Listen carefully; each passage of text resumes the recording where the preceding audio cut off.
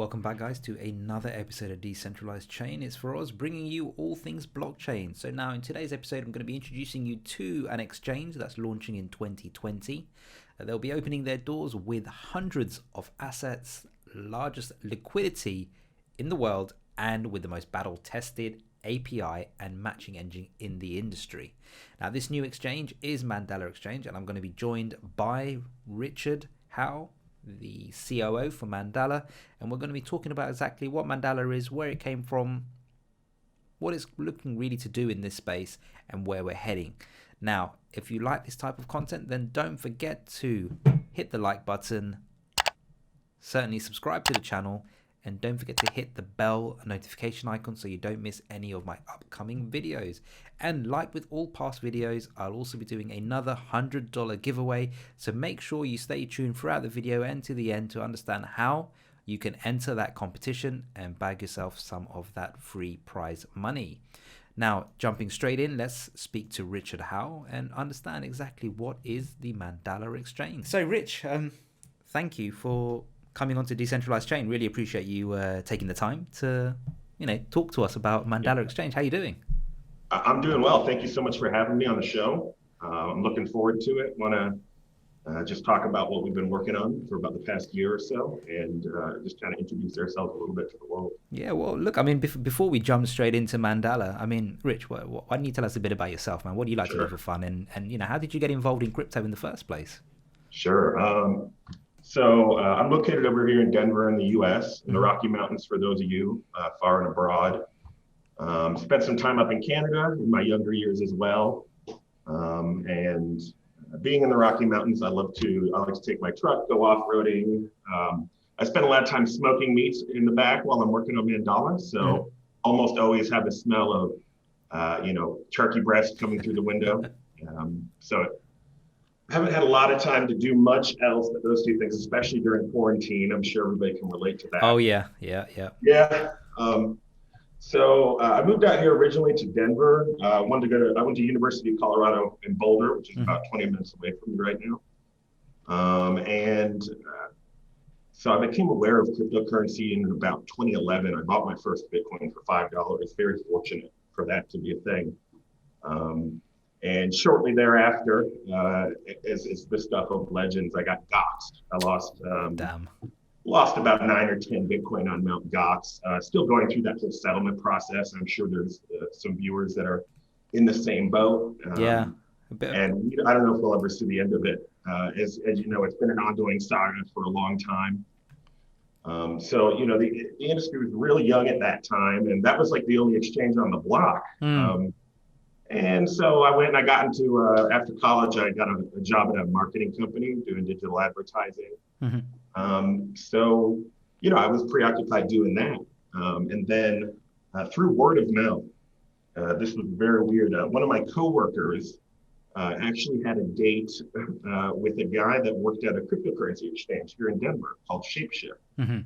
And I had no idea they were even located around here, but I did hear that they were hiring. And they needed customer support agents at the time, which was pretty similar to what I was doing in my marketing job in client services. So it was a natural fit.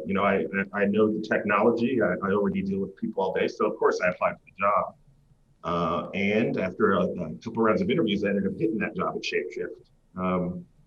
So I worked there for about 2 years during the cryptocurrency bull run of 2017, as you all know. Yeah. Very hectic time, super exciting to go into work every day. And everybody, you wanted to be a part of what was going on at the time, because it was just crazy. There was this sudden growth, this rapid boom of interest and adoption. So that was really fun. I was very fortunate to land that job and learn a lot about, nobody knows everything, just learning the day-to-day operations of an exchange, getting more intimate with some of those, at the time, all these altcoins are popping up. Yeah. It was just, way back in the day, you only had, a small handful of alts, and suddenly you've got hundreds and then you've got thousands. And, you got to learn about them, because in customer support, obviously, every coin is different. So people are like, people have different problems based on what asset they're trying to interact with. So really grew my knowledge there just out of not just interest, but a necessity just to stay afloat in 2017 with all these customer support tickets. So I entered that role as a customer support agent, and I left as a customer support manager. Mm-hmm. And shortly thereafter, I came to work on Mandala on the first iteration back in 2018, the first version of our platform, so to speak. Gotcha. And I've been here ever since. So, Wow. kind of just wearing many hats over here, whatever needs to get done. Yeah. I'm here to do it, and I certainly do have help. But now I'm just pretty much, running around wearing all these hats at one time. So That's that's how you came to be. That's how I got to Mandala. That's my life story right there. So. I mean, it's certainly sad to hear about Bangkok's and being one of the early adopters. I suppose there's some of the risks that come with it, and even more so given how much Bitcoin has appreciated since then. A lot of people, I would say, would be disheartened at that point, and generally turn away. When you start looking at what you could have had. But I suppose it's interesting that you persevered through, in a professional capacity, so to speak, and and that's kind of you're here with Mandala, right? So, I mean, from that perspective, what actually attracted you to the exchange? Sure. Or to the project, I suppose, more than we say. I mean, Mandala. I mean, we'll talk about it a bit more later, but yeah. When I joined Mandala, there was this total shift, and it was very much focused on regulatory compliance, which at the time was a complete departure from what Shapeshift was doing back before they were doing KYC and things like that. It was a new opportunity. It didn't, there's a lot of cryptocurrency exchanges have been around for years, and they kind of carry this potential regulatory burden that might come back and, bite them in the rear years down the line because of stuff they've done in years past. And we've seen that. We've seen that with a number of exchanges just this year where the regulators are finally catching up. And just being able to jump over to Mandala and just be a part of a fresh project that doesn't have any of that potential baggage and are just really trying to get into the centralized exchange space in a fresh capacity. So, and of course, working with my friends. That's always a plus, right? Yeah, no, of course. So, most of the team here is local, and we've been friends before Mandala. And, we hang out on the weekends and weekdays and, generally hanging out with our laptops, kind of half working, half watching football or something like that. But, it's a really nice, close-knit team. So I was certainly not going to pass up an opportunity to work with my friends. That's pretty... I mean, the other thing that I sort of got drawn attention to in terms of Mandala is, it's there on my overlay as well, right? It's powered by Binance Cloud. Yes. Now, I'm familiar with Binance. Most people are within this space. Binance Cloud, not something that I've looked into personally myself. I've heard of it, but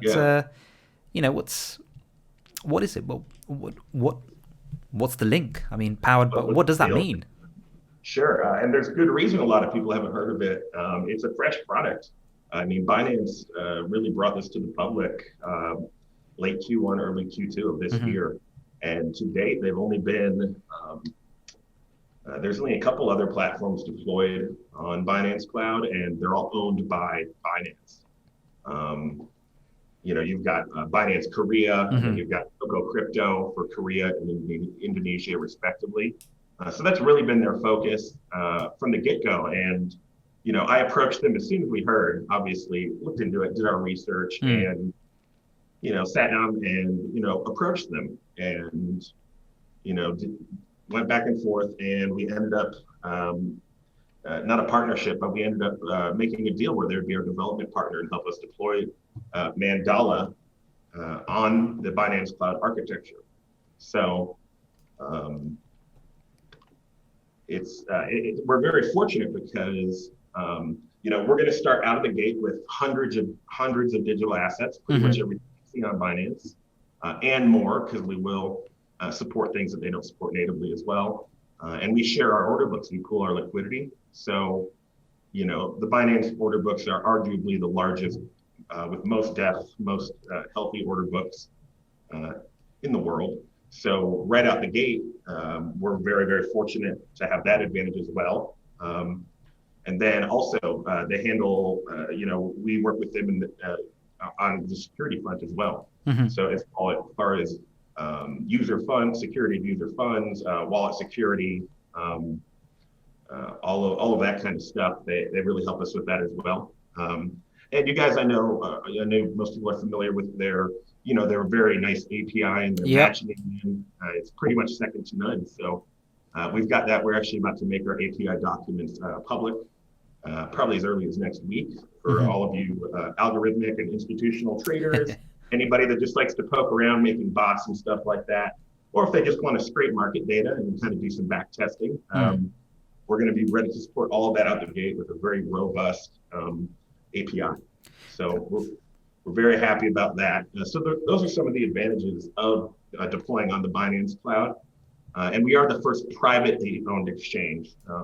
As I mentioned before, the other things deployed on Binance Cloud to date have had a stake owned by Binance, and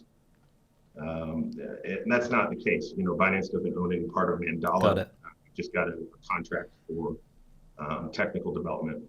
So we will have our, kind of like Binance has BNB, I do want to introduce our native token, our variant of BNB called MDX. And users will be able to hold and lock up MDX. And the advantage of doing so just out the gate is lower fees, a reduction in fees.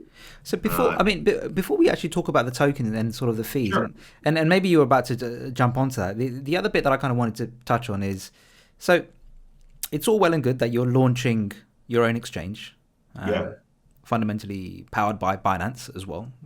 So you've got your shared order book, liquidity pool. So, you're a fully fledged exchange actually, versus some of the exchanges that have come out that have no association with Binance, but on their own backs, and well, some, I'm not going to name any, but some haven't really performed that well. But what I am interested in trying to understand is that this isn't just a clone of Binance. I mean, there must be some differentiator as well from a Mandala perspective. In terms of how, if I was to put myself in the user's shoes, how would I, what would you do in order to attract me over, or how would you, I suppose, get that adoption going, right? Because there must be something there to say that it's not just a privately owned organization that's taken on Binance tech and call themselves Mandala. There must be something else behind it. I'm assuming. I mean, is there something that you can elaborate on there? Yeah, absolutely. So Binance serves as they serve as the core, the foundation of the platform. But obviously, there's a lot to do beyond that. We're going to be developing some proprietary technology, for example, advanced trading tools. We're going to be implementing advanced, or I call them exotic order types. Other people might have a different term now, but things like trailing stops, for example, iceberg orders, hidden orders, order types that you can't find natively on Binance.com. Okay. We're going to be building on top of the core of the platform and adding in features like that. Other things we're also going to be working on a lot of different integrations. There's something called hummingbot.io for anybody that wants to go Google it. And we'll have, they're basically automated trading tools, that one and others, and they basically enable people to do liquidity mining campaigns and market making in an automated fashion, and be rewarded for doing so. So, and that'll all help facilitate cross-exchange arbitrage for our users. If they just want to put liquidity onto the platform and get rewarded for it, they're going to be able to do that. So we're excited about that. We know that's very popular. You see people doing that with Uniswap a lot nowadays. Yeah. We're going to have things like leaderboards, essentially social trading, some people might call it. Yeah. Okay. Where, you can see what other people are doing. You can see how they're trading, what they're trading, when they're trading. And if you'd like to, you can subscribe to their kind of trading approach. Got it. And kind of mimic them in ways. So social trading is going to be very exciting as well. And then that kind of ties into people can basically market certain crypto portfolios, Mm-hmm. right? And people can, they can make that available to their followers on this social platform, and just like you'll be able to monitor and mimic their trades, you'll also be able to do the same with their portfolios. Okay. That's pretty. The social element's interesting actually, because I have started seeing a lot more of that. Yeah. I've seen it with a few projects, certainly not with, I would say, a rich order book as Mandala will have. But no, that's one thing I'm sort of tracking myself just to kind of. I find it interesting because I think that's a whole new perspective in terms of there are some who kind of want to dip their toes in crypto, maybe not necessarily sure and don't want to get burnt. But then if there's an opportunity to, watch traders, subscribe to traders that do perform well, and I suppose it's all open book in terms of, what their returns are like, then it's something that some people could potentially do and follow. Not financial advice, but it's there. So, I mean, what is the long-term vision for Mandala exactly, though?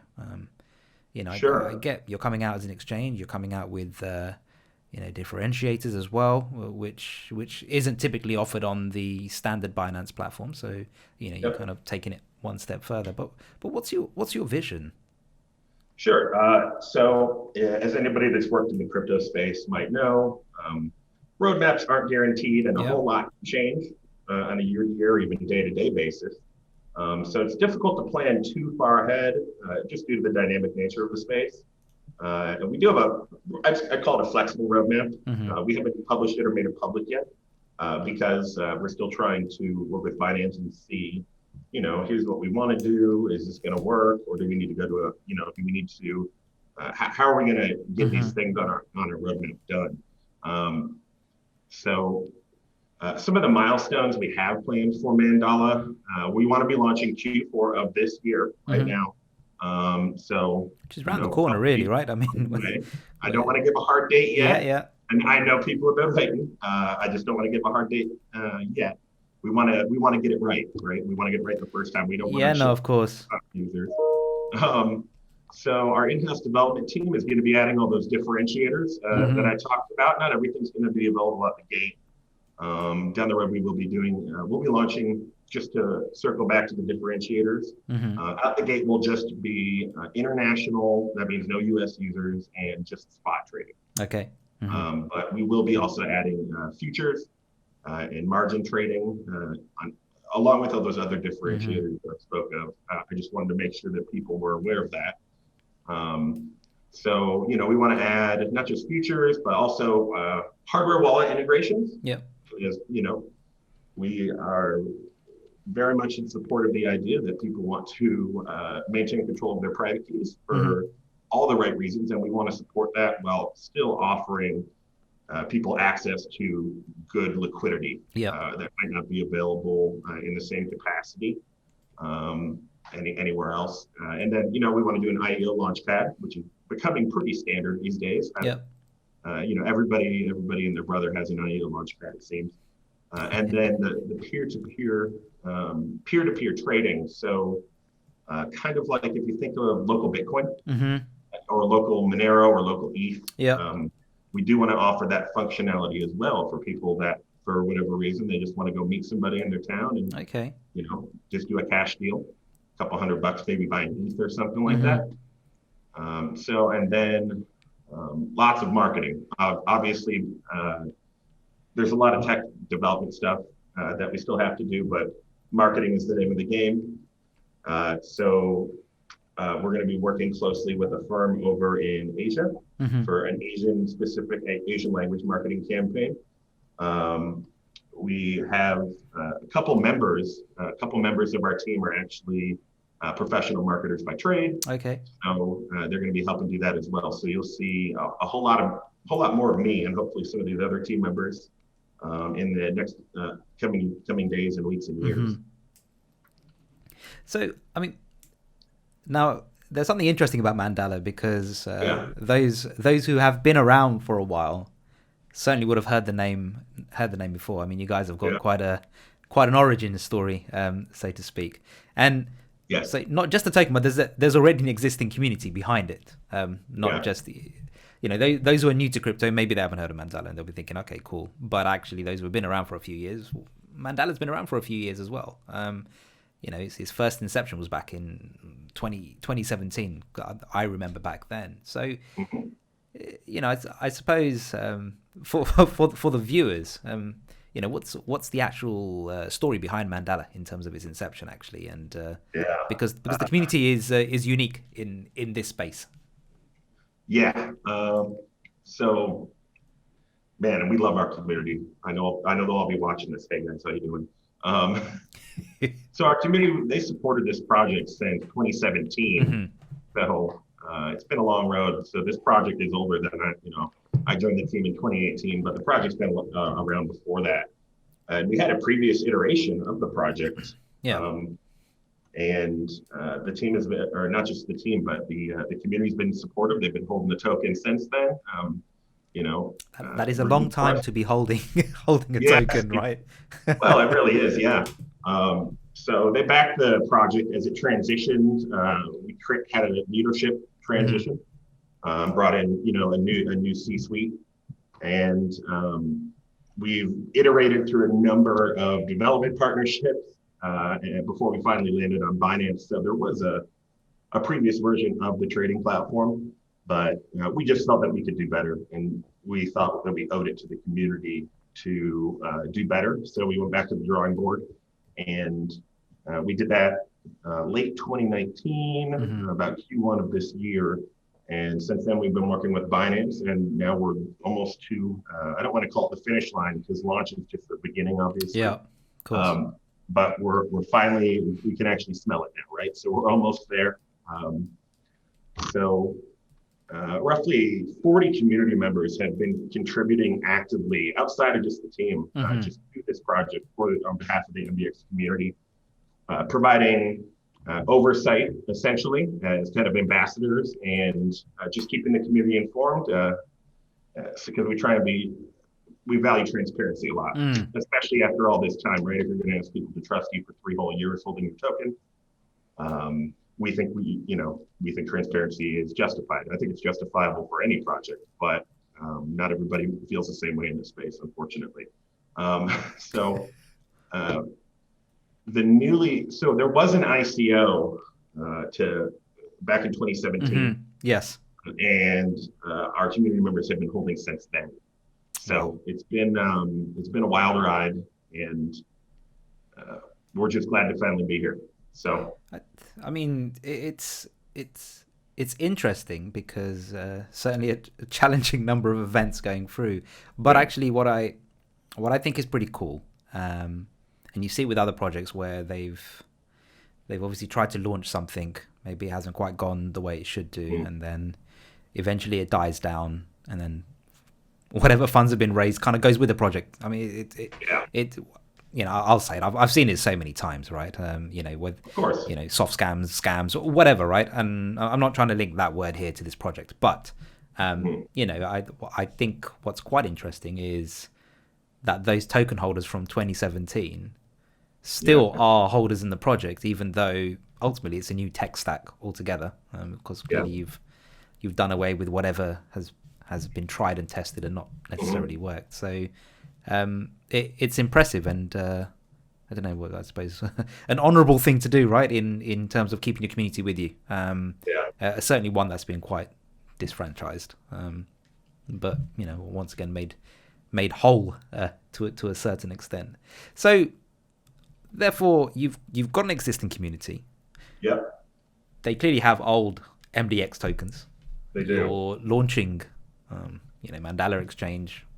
Call it the rebirth, whatever you want to call it at the end of the day, but on a brand new technology stack. So what does that mean for the old token holders then? I'm assuming they still have skin in the game, right? Yeah, they do.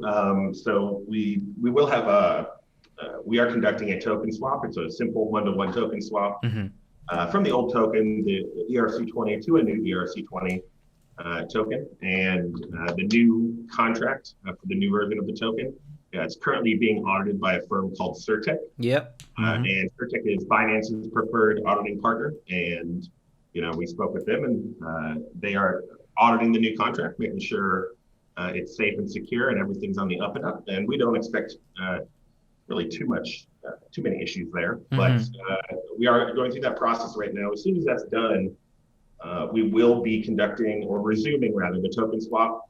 And what that's going to look like for users is we're going to be creating an interface on our landing page, and basically you'll be able to submit your old tokens, send them off into the nether, and your new one's going to be spit right back out to you. So simple. Yeah, just as soon as we can be certified that we're not going to have any bugs in the code or anything. I think we've all seen what can happen when buggy smart contracts get deployed and go to production. That's why we have That's why we have Ether Classic to this day. So once the swap is complete, the goal is to onboard the community to the platform, get them all registered, and we're going to be doing that by means of basically a soft launch.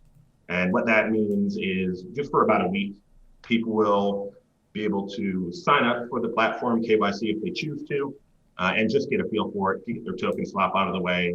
And then about a week after the soft launch, we're going to be all systems go, trading activated, and users can dig in there and use the platform. So, wow, a lot to do, actually, I suppose, in what I would say is a short amount of time, if we was to say, the coming up quarter, which ultimately it's a few days away, right? Q4, in all honesty. So in terms of the token, right? I suppose what utility do we have then with the MDX token in terms of being a holder of it, right? Yeah, so generally we intend to utilize the MDX token in common ways that other exchanges can utilize their native utility tokens. MDX holders, they can be sure that the utility that we see upon launch is not the be-all, it's not the end game. We have plenty of plans, and we have a multi-year roadmap. We're at least planning 2 years out, and we're going to be constantly adding utility to the token. But out of the gate, the most important one that I mentioned before is users can use their MDX tokens, they can lock them on the platform, and they can earn rebates on fees.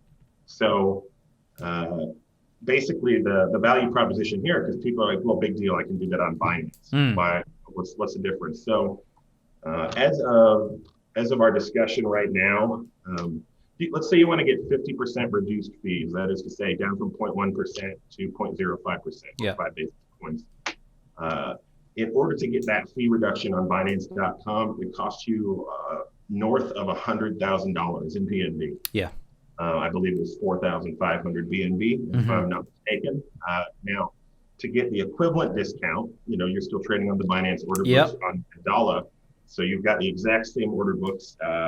Same liquidity, the whole lot. $8,000 in MDX compared to over $100,000. So we think that's a strong value prop, and we hope our users feel the same way, and that'll be ready out the gate upon launch. So that's the big one. Wow, that's I think for those who certainly are trading, on those types of liquidity pools, so to speak, right, similar to Binance. And I would say marketing is clearly the key, right? Because if you don't know, then you're not going to, and if you do, then actually there's a massive saving to be made at holding a fraction of the price of the tokens. That's an interesting value, actually. Certainly for early purchasers. Could I go to as far as to say, almost, I would say, it could be seen as a second chance to buying BNB token. For those looking further ahead, if you've got the same liquidity pools, the same order books, reduced fees, and I suspect, as if projects are planning to launch their tokens, then reduce listing fee. There's quite a few things that come to mind, right? When we sort of start going down that path. So certainly interesting, and certainly something looking forward to seeing actually launch in the coming weeks or months, so to speak. Projects always do change. I suppose that's why they're a project plan.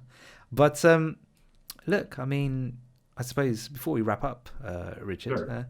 where do our viewers go in order to find out more about the Mandala project?